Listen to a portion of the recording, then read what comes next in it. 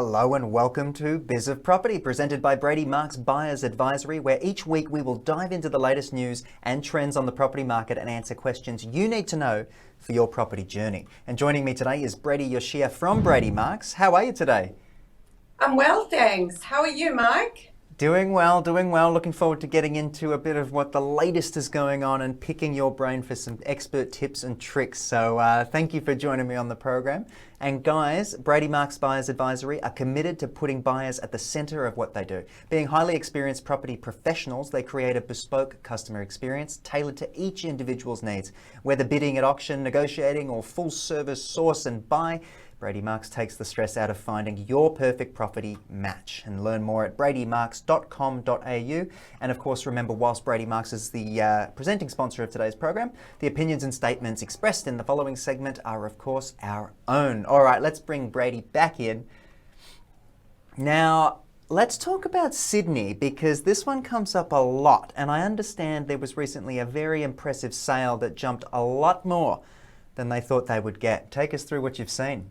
Yes, so recently there was an auction in Haberfield where the property sold above 2.02 million above reserve. That was a huge result. They had lots of competition. There were about 20 registered bidders and 6 were strongly competing against that property.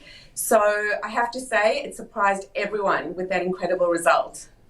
And is this abnormal for the Sydney market? As we know, we see on those programs, the Luxe Sydney market tends to be a big one. So is it abnormal to see this kind of jump? Has COVID had anything to do with it? So it's not abnormal to see it in the current marketplace. COVID has had something to do with it in the sense that there's less stock on the market and huge buyer demand. So I think when you've got a combination of both in Sydney in terms of suburbs that are very popular, that will create a much higher result. Fantastic. All right, well, I wanted to pick your brain on today's episode. I want to talk about the basics about price guides. I understand you've got some really great insight. And if you could take us through a little bit about, what is a price guide for the uninitiated exactly? Is it anything special, or is there things I need to consider as somebody who's a layman? So price guides are very confusing, they're frustrating, and they're like a Pandora's box. Okay. As a general rule, add at least 10% to the price guide to get an understanding of where the vendor is at price-wise. And price guides are usually set using comparable sales in the area. Okay, so unpacking what's surrounding the property you want to purchase, the one you've got your eye on? Yes. So having a look at the property that you're interested in, I would be looking at comparable sales, seeing what properties have recently sold for, and then look at the guide associated with the particular property and add at least 10% to that, and that will give you an indication of where the vendors might be at price-wise. Brady, where does that 10% number come from?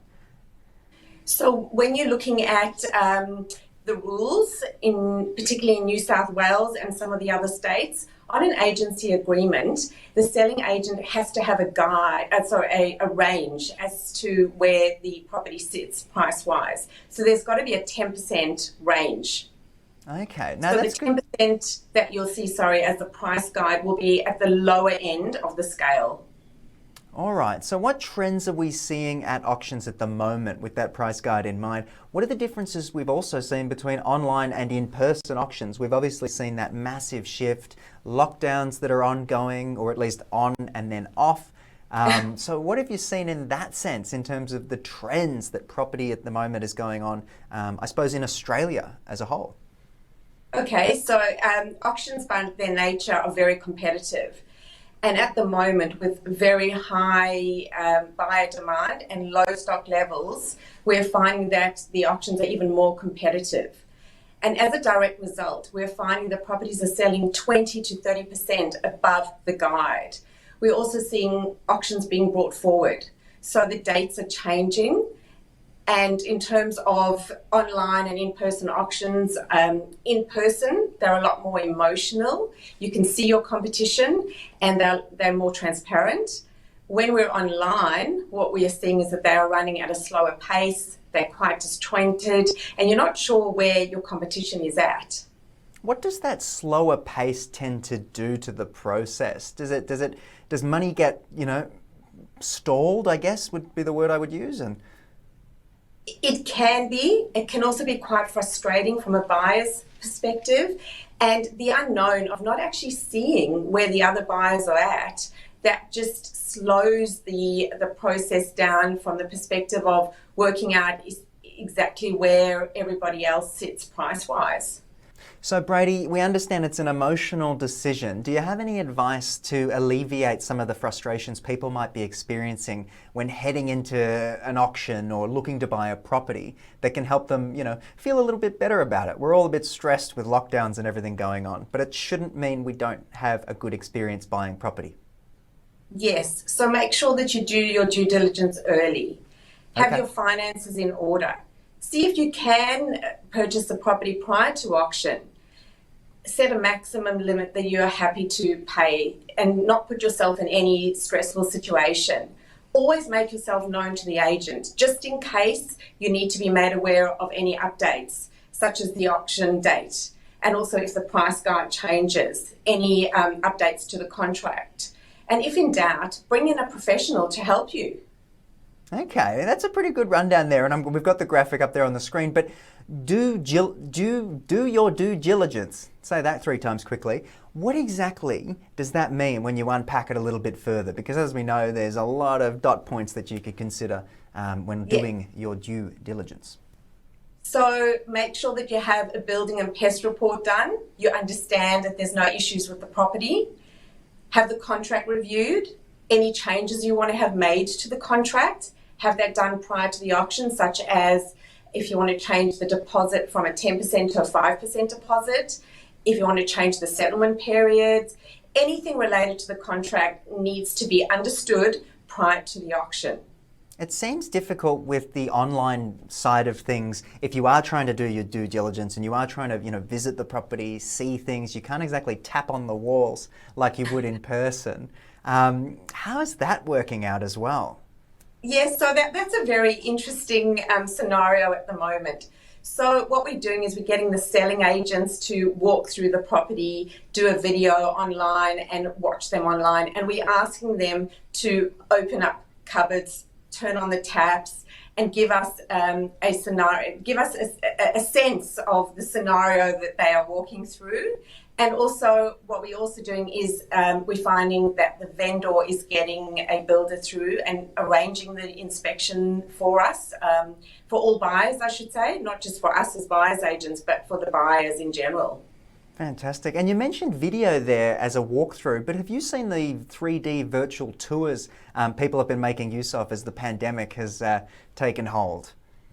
Yes, we have. In Sydney, we've been very lucky that we are able to actually get buyers through on a one person inspection. So that's making it a lot easier. But yes, you're quite right. In other areas, these videos are amazing. Now, you also mentioned making yourself known to the selling agent and registering early. How does that relationship look with a selling agency when you, I suppose, walk in the door and shake hands and, how do you build trust in the early stages, I suppose? So I think from a very early stage is let the agent know when they call you to do their callbacks that you're genuinely interested in the property. And once you ask them the right questions, they will see that you're not just there to have a look and sit on the sidelines and watch and see what happens. So the more contact you have with the agent, the better off it is for you and the more rapport that you build up with the agent. And you also touched on, if in doubt, if you're at the end of your rope and you actually don't know where you're going, because I know there's a lot of people out there who might be a little bit headstrong and they don't want to bring in a professional. What professional would you bring in to start with? So a buyer's agent, a property advisor would be the best person to bring in. And they could also just bid for you at an auction, not necessarily be with you throughout the whole process of sourcing a property. A lot of buyers don't know that you can get that service. Fantastic. And Brady, just to wrap up, what are you looking forward to expanding on with the Biz of Property program, just for our audience? And what is Brady Marcs bringing to the table? I'm really excited to get the ball rolling with this one. Yes, and so are we. What we're looking to do is to educate the general public on all different topics and have a lot of fun along the way. So we want to talk about expats. We have an expat that works within our team who's had a lot of experience of living overseas and as well as working in relocations. So helping a buyer that is not in Sydney or even in Melbourne or any other states in Australia to help them purchase a property. We want to educate the buyers in terms of what are the traps associated with purchasing a property. We also want to talk to them from a design perspective, things to look at. There's so many exciting property topics. Property topics. There are so many exciting property topics that we can talk about.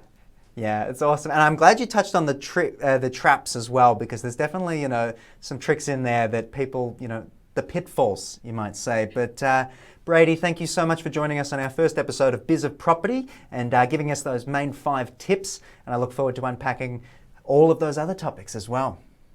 Thank you so much. Looking forward to seeing you soon. Guys, that's it for today's discussion from the property space, and I'd like to thank the team from Brady, Marcs, and you, our audience, for joining me today. And don't forget, you can head over to tickeroriginals.co for more chats, tips, and updates from property, crypto, cybersecurity, and so much more. I'm Mike Loder, and I will see you again soon.